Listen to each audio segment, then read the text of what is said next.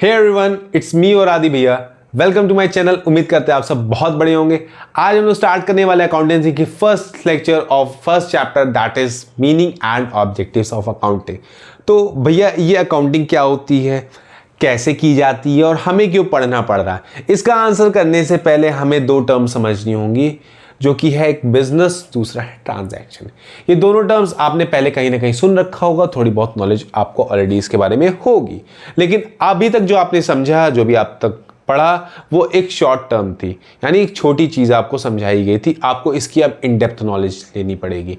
Business की बात करूं तो बिजनेस को हिंदी में व्यापार बोलते हैं। बात करूं इसकी डेफिनेशन की, तो बिजनेस की एक अच्छी डेफिनेशन है, business refers to all those organization which are either involved in production or in sales of goods and services। इसका मतलब भैया, बिजनेस यानी हर वो संस्था, हर वो ऑर्गेनाइजेशन, हर वो इंस्टीट्यूशन जो इन्वॉल्व है। इन्वॉल्व यानी चीज़ों में लगी हुई है। किन चीज़ों में लगी हुई है? प्रोडक्शन में।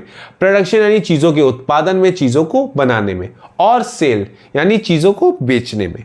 जो भी चीज़ें हम खरीद रहे हैं, जो भी हम चीज़ें बेच रहे हैं, अकाउंटेंसी के टर्म में उनको हम गुड्स बोलते हैं। ना ही थिंग्स बोलेंगे, ना ही मटेरियल बोलेंगे। ये आपके लिए नया होने वाला है, ध्यान रखना। जो भी चीज़ें हम खरीदने वाले हैं, जिसकी फिजिकल एग्जिस्टेंस है, उसके लिए हम यूज़ करने वाले हैं टर्म गुड्स, ना ही थिंग्स, ना ही मटेरियल। हो सकता होगा वो ऑर्गेनाइजेशन ज़रूरी नहीं है कि गुड्स ही बना रही हो, गुड्स ही का प्रोडक्शन कर रही हो, गुड्स का सेल कर रही हो सकता होगा वो सर्विसेज प्रोवाइड कर रहे हो। अब सर्विसेज क्या होती हैं? सर्विसेज का मतलब होता है वो चीज़ जो इंटैंजिबल है, जिसको आप देख नहीं सकते, जिसका कोई फिजिकल एग्जिस्टेंस नहीं है। एग्जाम्पल लूँ तो बात करूँ, आप लोग कार सर्विसिंग कराते होगे, बाइक सर्विसिंग कराते होगे, तो होता क्या है ना, कार सर्विसिंग, बाइक सर्विसिंग में आप क्या होता है, वो आपको सर्विस करके दे देता है, यानी मोबिल वगैरह चेंज कर देता है। तो आपको बस फील ऐसा होता है ना कि पहले माइलेज कम मिल रहा था, अब माइलेज बढ़ गई है। पहले हो सकता होगा रफनेस के साथ चल रही हो, अब स्मूथली चल रही है। तो आप क्या करते हो, उस सर्विसेज की जो भी उसकी कॉस्ट है उसको पे करते हो, जो भी उसकी लागत थी। ओके, होपफुली आपको बिजनेस समझ में आ गया होगा। बिजनेस मतलब हर वो ऑर्गेनाइजेशन डील कर रही है गुड्स और सर्विसेज के प्रोडक्शन या तो सेल में। ओके, उसी बिजनेस में होती हैं कई सारी ट्रांजैक्शन, डेली बेसिस पे होती हैं, यानी रोजाना होती है। ट्रांजैक्शन मतलब लेन देन। लेन देन किस सेंस में? पैसों की लेन देन हो रही होगी, चीज़ें खरीदी जा रही होगी बिजनेस में, चीज़ें बेची जा रही होंगी। मैं बात करूँ, सपोज मैं एग्जांपल लेता हूँ किसी बेकरी शॉप का, ठीक है। बेकरी शॉप में कोई एक ट्रांजैक्शन तो हो नहीं रही होगी, लोग आ रहे होंगे, सामान खरीद रहे होंगे।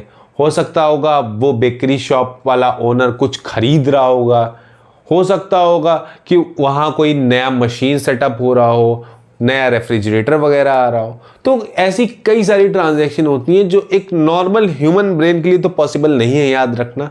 उसके लिए आपके पास एक रिटन रिकॉर्ड होना चाहिए।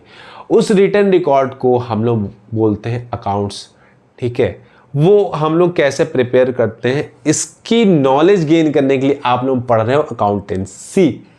अब एक टर्म आपने जो पकड़ा है अकाउंटेंसी, आपने अगर थोड़ा ध्यान दिया होगा, आपके सब्जेक्ट का नाम है अकाउंटेंसी, आपकी बुक का नाम है अकाउंटेंसी, लेकिन चैप्टर नेम है अकाउंटिंग। तो क्या भैया अकाउंटेंसी और अकाउंटिंग दोनों सेम है? नहीं, दोनों में एक बहुत बड़ा अंतर है। वो डिफरेंस हमें आगे पढ़ना है, इसका एक डिफरेंस बिटवीन अकाउंटेंसी और अकाउंटिंग आएगा, वो कई सारे बेसिस पे होगा, लेकिन अभी थोड़ा मोड़ा समझने के लिए समझ लो। अकाउंटेंसी में होती है theoretical knowledge. Theoretical knowledge in the sense, उसमें रूल्स होते हैं, उसमें प्रिंसिपल्स होते हैं, जो कि पढ़ के आप अकाउंटिंग में अप्लाई करते हो। मतलब accountancy is all about theoretical knowledge. उस थ्योरेटिकल नॉलेज को आप गेन करके जब फाइनली पेन उठाते हो, कॉपी उठाते हो और करना स्टार्ट करते हो अकाउंटिंग। वर्ड ध्यान देना, मैं कह रहा हूं आप अकाउंटिंग करते हो, ना कि अकाउंटेंसी करते हो। अब थोड़ा बहुत क्लियर हो रहा होगा, अकाउंटेंसी का मतलब होता है थ्योरेटिकल नॉलेज। उस थ्योरेटिकल नॉलेज से जब आप प्रैक्टिकली उसको अप्लाई करना स्टार्ट करते हो, तब वो होती है हमारी अकाउंटिंग, हम अकाउंटिंग कर रहे होते हैं। बात करूं तो इसकी डेफिनेशन की, तो American institute of certified public accountant के द्वारा एक बहुत अच्छी डेफिनेशन दी गई है।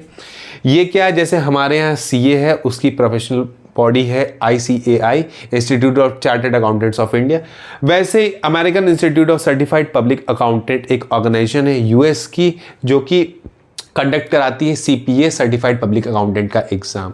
वो एग्ज़ाम बेसिकली होता है यूएस की टैक्स, यूएस की अकाउंटिंग सिस्टम को पढ़ने के लिए, यानी इन टोटल आप यूएस के सीए जब बनते हो, वो एग्ज़ाम क्रैक करने के लिए आप क्या करते हो, सीपीए का एग्ज़ाम देते हो, जो कि गवर्न किया जाता है American institute of certified public accountant के द्वारा।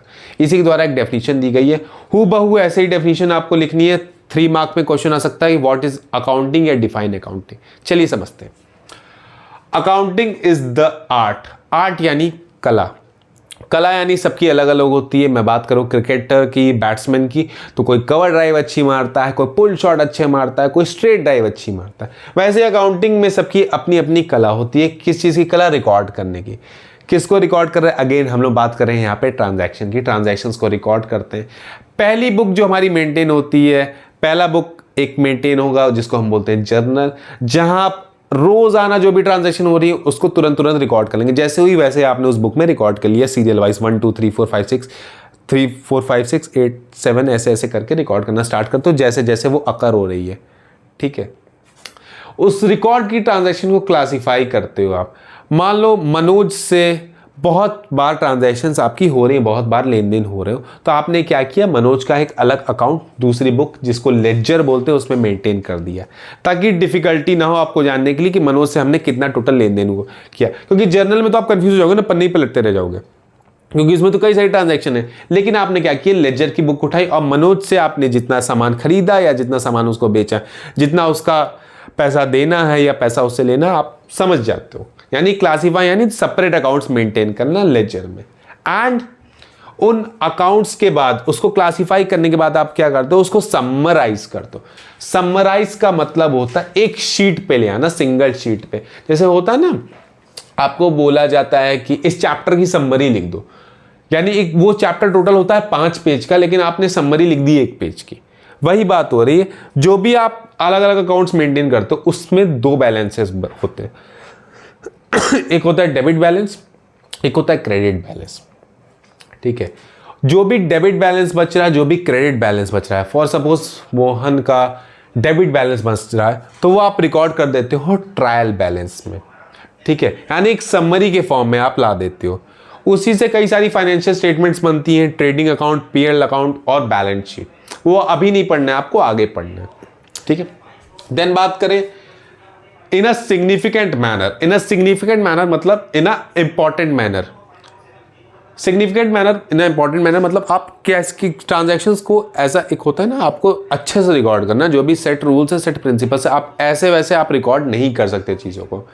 And in terms of money, again मैंने आपको से बताया वो सारी ट्रांजैक्शन मनी के टर्म्स में होनी चाहिए, पैसों के टर्म्स में होनी चाहिए। कोई ऐसी ट्रांजैक्शन अकाउंट्स में नहीं रिकॉर्ड होती है, अकाउंटिंग पे नहीं रिकॉर्ड होती है, जो कि फाइनेंशियल नहीं हो, जो कि पैसों के बेसिस पे नहीं हो। फॉर एग्जांपल स्टाफ की ऑनेस्टी वगैरह हो गए, या पैसे के टर्म्स में कैसे निकाल सकते हो, वो आप नहीं रिकॉर्ड करते हो। ट्रांजैक्शंस एंड इवेंट्स, बात करूं इवेंट्स की। इवेंट्स क्या होता है, ट्रांजैक्शन का जो रिजल्ट होता है उसको इवेंट बोलते हैं, which are in part at least of a financial character. Financial character again मैं बताया मॉनेटरी टर्म्स में हो। And interpreting the results there of.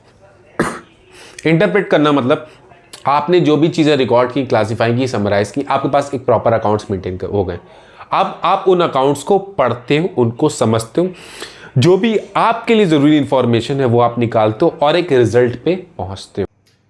Hopefully accounting आपको समझ में आ गई होगी। हमारी नेक्स्ट वीडियो होने वाली characteristics and objectives of accounting की, तो बने रहे हमारे चैनल पे और मिलते हैं फिर नेक्स्ट वीडियो में। तब तक के लिए बाय बाय।